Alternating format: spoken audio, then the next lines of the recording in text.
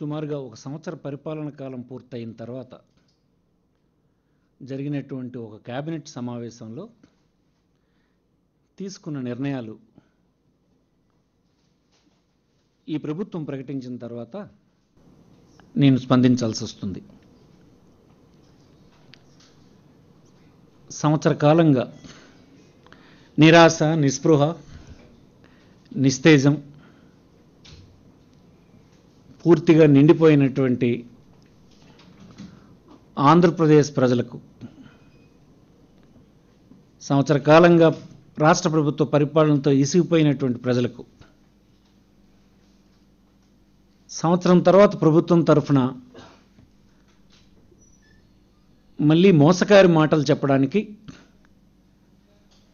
Telugu Desam party పెద్దలు పూనుకుంటున్నారని నాకు అర్థమైంది. సంవత్సర కాలంలో ఏ ఒక్క కార్యక్రమం సంపూర్ణంగా పూర్తి చేసినటువంటి పాపాన పోలేదు. రాష్ట్రంలో ఏ వర్గానికి చెందినటువంటి పౌరుల్ని సంతృప్తి చేసినటువంటి కార్యక్రమం ఒక్కటి కూడా లేదు.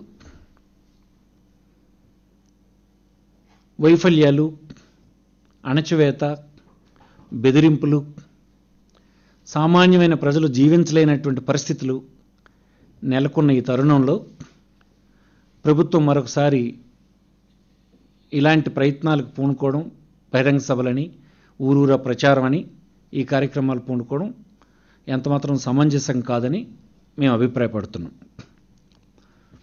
డ్వాక్రా మహిళలకు చెక్కులు పంపిణీ, మీరు ఒక కార్యక్రమం తీసుకుందాం. దీంట్లో ఈ పార్టీ ప్రభుత్వం అధికారంలోకి రాకముందు చెప్పినటువంటి మాట, తన మేనిఫెస్టో ద్వారా చెప్పినటువంటి మాట, ఆర్థిక చిక్కుల్లో పడిన డ్వాక్రా సంఘాలను పునర్జీవింపజేసే ప్రక్రియలో భాగంగా డ్వాక్రా సంఘాలు తీసుకున్న రుణాలన్నింటినీ అధికారంలోకి రాగానే మాఫీ చేస్తాం, తీసుకున్న రుణాలన్నింటినీ మాఫీ చేస్తాం అనేటువంటి వాగ్దానాన్ని చంద్రబాబు నాయుడు గారు ఎన్నికలకు వెళ్ళినప్పుడు ప్రజలకు చెప్పినటువంటి మాట, మహిళలకు చెప్పినటువంటి మాట.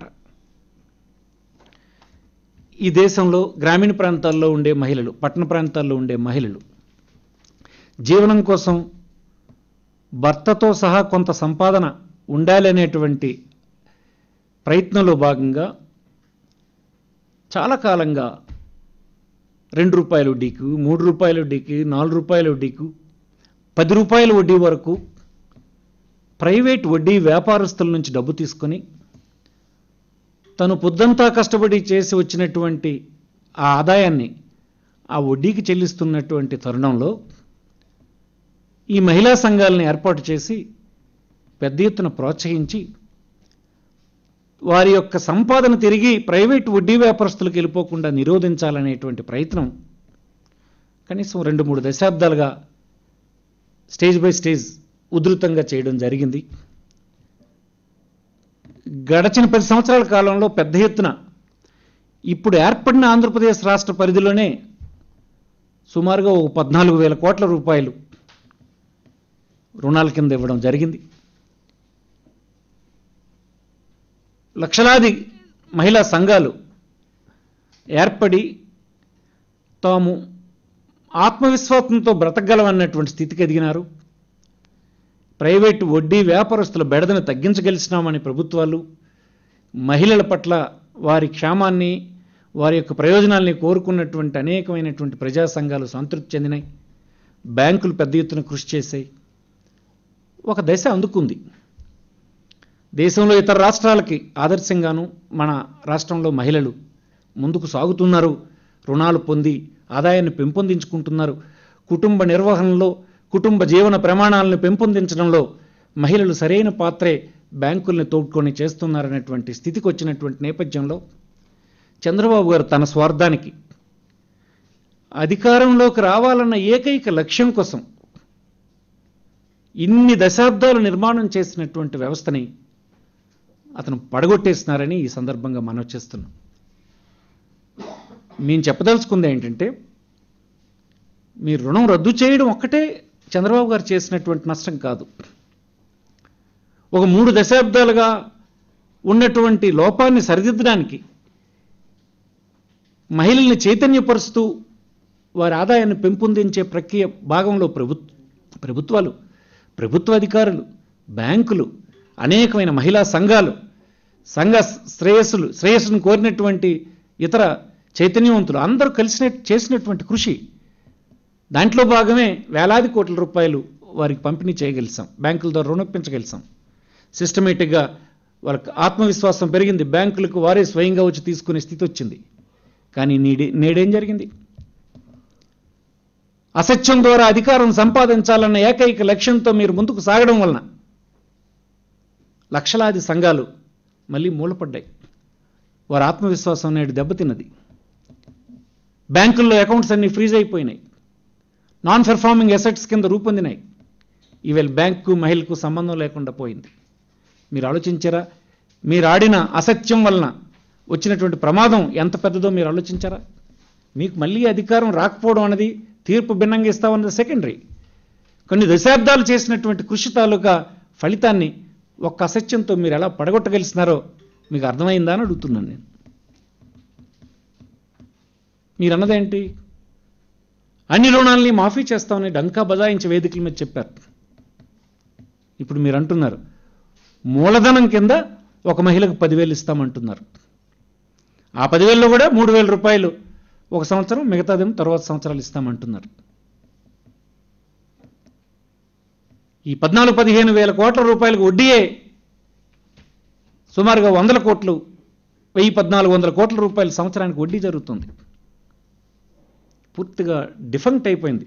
ఒక వ్యవస్థను మళ్ళీ కోకటి వేలుతో కూల్చినటువంటి ఘనత మీ ప్రభుత్వానికి, మీ ఆధ్వర్యంలో నడిచిన ప్రభుత్వానికి దక్కుతుందని ఈ సందర్భం మనం చేస్తున్నాం. దీన్ని మీరు సంబరం కింద గ్రామాల్లో చేస్తారా? ఎవరైనా దీన్ని హర్షించగలరా? 3-4 దశాబ్దాలు నిర్మాణం చేసినటువంటి ఒక ఉద్యమం, 3-4 దశాబ్దాలు ప్రైవేటు వడ్డీ వ్యాపారస్తుల్ని బయటకు పంపించి ఆత్మవిశ్వాసాన్ని కలిగించడానికి చేసినటువంటి ప్రయత్నం, బ్యాంకులు, ఉద్యోగులు, రాష్ట్ర ప్రభుత్వాలు, సంఘ శ్రేయస్సు కోరినటువంటి సంఘాలు చేసినటువంటి ప్రయత్నం మీరొక్క అసత్యంతో కూల్చితే, ఆ కూల్చినటువంటి ఘనతని చాటడానికి గ్రామాల్లోకి మంత్రులు వెళ్ళమంటున్నారు. ఇది మీరు ఆలోచించారా?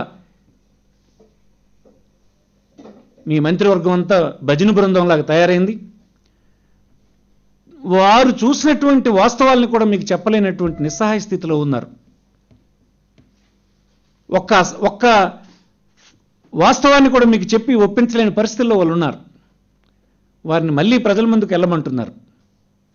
ఇది సంబరం కాదు, పూర్తిగా నాశనం చేసినటువంటి వ్యవస్థని మీరు కారకులని ప్రజలందరూ దయబట్టినటువంటి సందర్భం ఇది. ఇది కరెక్ట్ కాదని మీకు మనవి చేస్తున్నాను. రాజధాని శంకుస్థాపన చేస్తామంటున్నారు. రాజధానిని శంకుస్థాపన చేయడానికి మీరు ఇప్పటివరకు ఘనత వహించిన అంశం ఏముంది చెప్పండి? ప్రైవేట్ కంపెనీలు కట్టబెట్టడానికి మీరు అనుసరించినటువంటి పద్ధతిని ఘనమైన పద్ధతిగా ప్రచారం చేస్తున్నారు. ఎప్పుడు వైఎస్ఆర్ పార్టీ చెప్తూనే ఉంది, ఇది ఒక ప్రైవేట్ కంపెనీల ప్రయోజనాలని రక్షించడం, తద్వారా ప్రయోజనాలను పొందడానికి జరుగుతున్నటువంటి కుట్ర అనే మాట మొదటి నుంచి మేము చెప్తూనే ఉన్నాం. ఏనాడు మేము చెప్పినటువంటి మాటలను మీరు ఖండించలేదు. అంటే ప్రజల్ని చెప్పిందే చెప్పి మోసగించవచ్చని మీరు అనుకుంటున్నారు. కానీ మేము చెప్పినట్టుగా జరిగింది. సింగపూర్ కంపెనీలకే ఇస్తామని అప్పుడు మీరు ఇస్తున్నామని మీరు చెప్పారు. మేము నిర్ధారించుతాం, మేము చెప్పాం. సింగపూర్ కంపెనీలని కొన్ని ప్రైవేట్ కంపెనీల ద్వారా చేయిస్తున్నారు, గవర్నమెంట్ కాదన్న మాట మొదట్లోనే చెప్పాం. ఇప్పుడు మీరు చెప్తున్నారు మీరు స్విస్ ఛాలెంజ్ పద్ధతిలో రాజధాని నిర్మాణంలో పిలుస్తామన్నారు.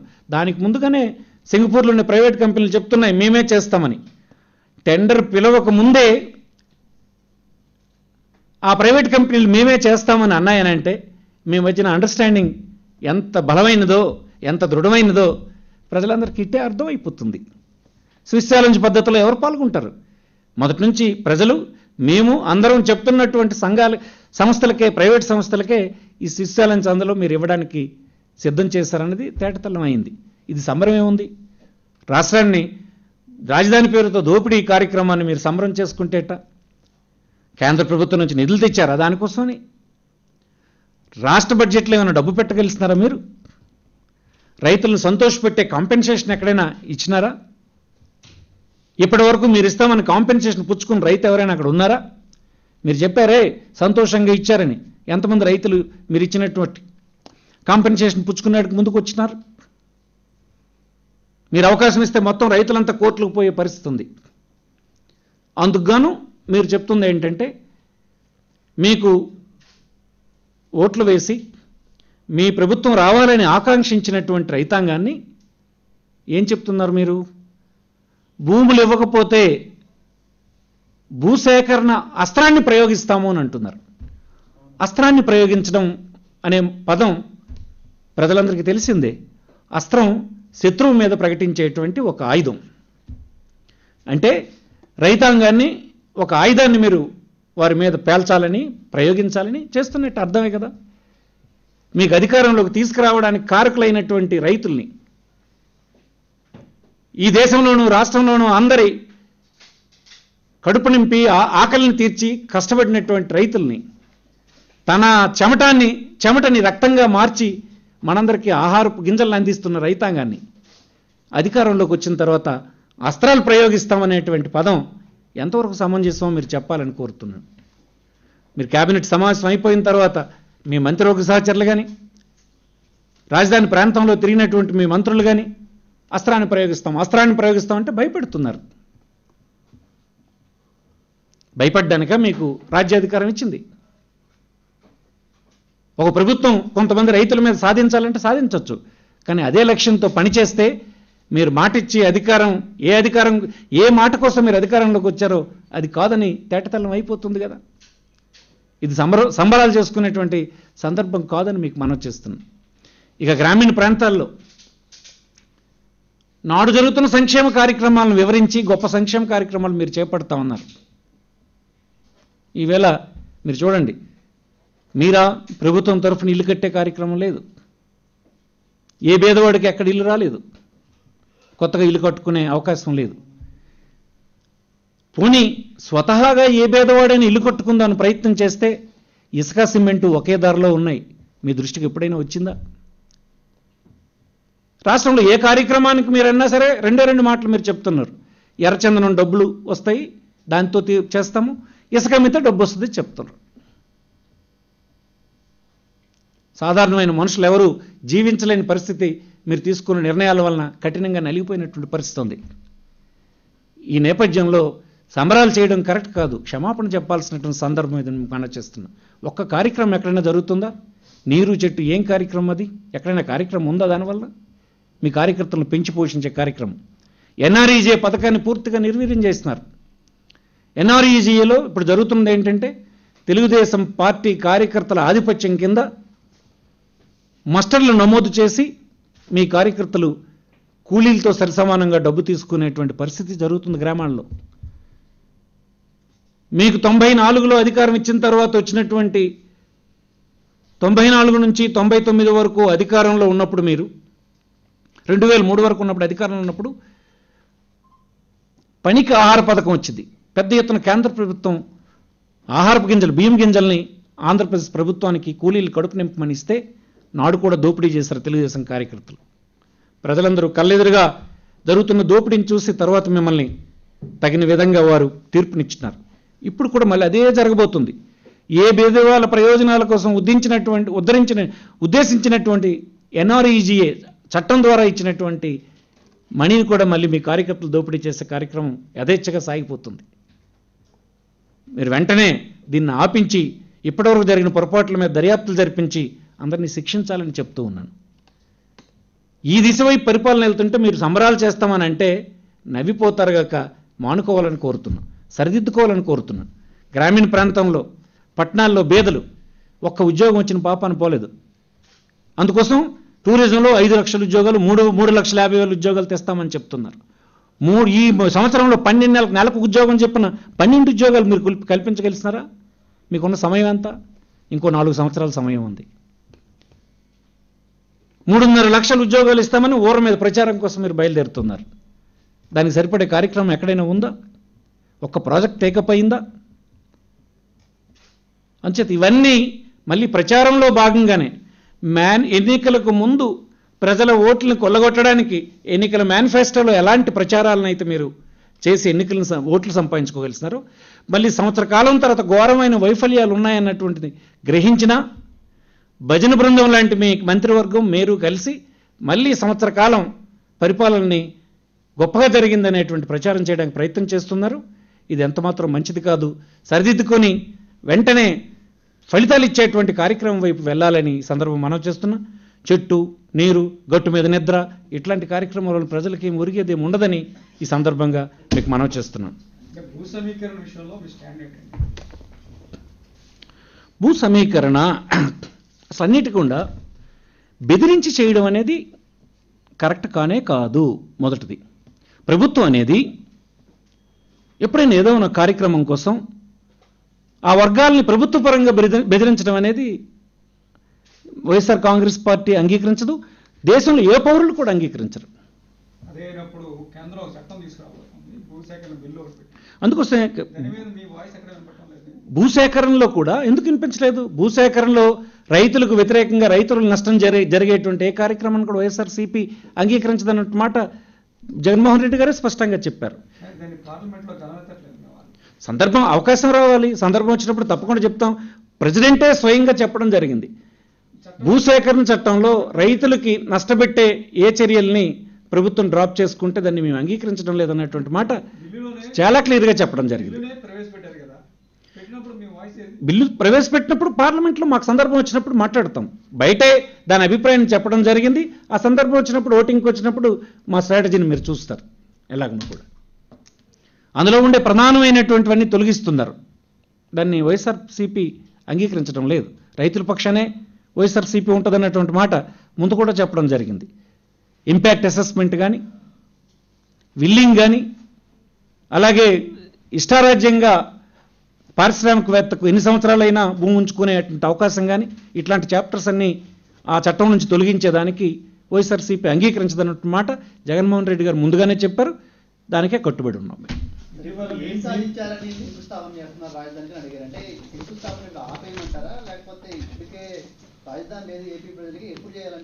శంకుస్థాపన అంటే శంకుస్థాపనకి ఏముంది చెప్పమనండి. శంకుస్థాపనకి ఏముంది? ఏమి ఇప్పటి కోసం శంకుస్థాపనకి అర్జెన్సీ వచ్చిందని? ఎక్సెప్ట్ ఆ ప్రైవేట్ కంపెనీని రక్షించడానికి తప్ప కేంద్ర ప్రభుత్వం నుంచి డబ్బు మీరు తేలేదు. మీ బడ్జెట్లో ఏమి డబ్బు పెట్టలేదు. భూ సమస్య ఇంకా పరిష్కారం కానేలేదు. మాస్టర్ ప్లాన్ తయారు కాలేదు. ఒక టెండర్ ఫైనలైజ్ కాలేదు. ఏం చేశారని పునాది వేస్తారు. పునాది అంటే ఏంటండి? రాజధాని అనేది ఫైనలైజ్ అయింది కదా. మీరు ఒక ప్రాంతాన్ని గుర్తించి ప్రకటించి నోటిఫికేషన్ ఇవ్వడం ద్వారా రాజధాని ప్రాంతాన్ని ప్రకటించారు. ఆ రాజధాని ప్రాంతంలో ఒక నిర్మాణం చేపట్టడం, ఒక బిల్డింగ్ ఫౌండేషన్ స్టోన్ వేస్తారు. ఓకే, అది జరిగిందా? అదేమైనా ఆ స్టేజ్కి వచ్చిందా? ఆ ప్రక్రియలో ఎక్కడైనా మీరు గొప్పతనాన్ని ఏమైనా సాధించగలిసారా? ఇన్ని కోట్లు ఎక్కడి నుంచి తేగలిస్తున్నారా? ట్రాన్స్పరెంట్గా ఒక టెండర్ని పిలిచి ఒక ఇంటర్నేషనల్ సంస్థకు అప్పచెప్పగలిసినారా?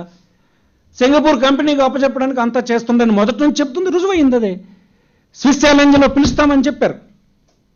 పిలవకముందే మీకు సింగపూర్ కంపెనీ అక్కడ చెప్తుంది మేమే చేస్తాం అదని. ఎలాగా? ఇది ఎక్కడైనా సాధ్యమా? ఒక కుట్ర జరగకపోతే సాధ్యమా?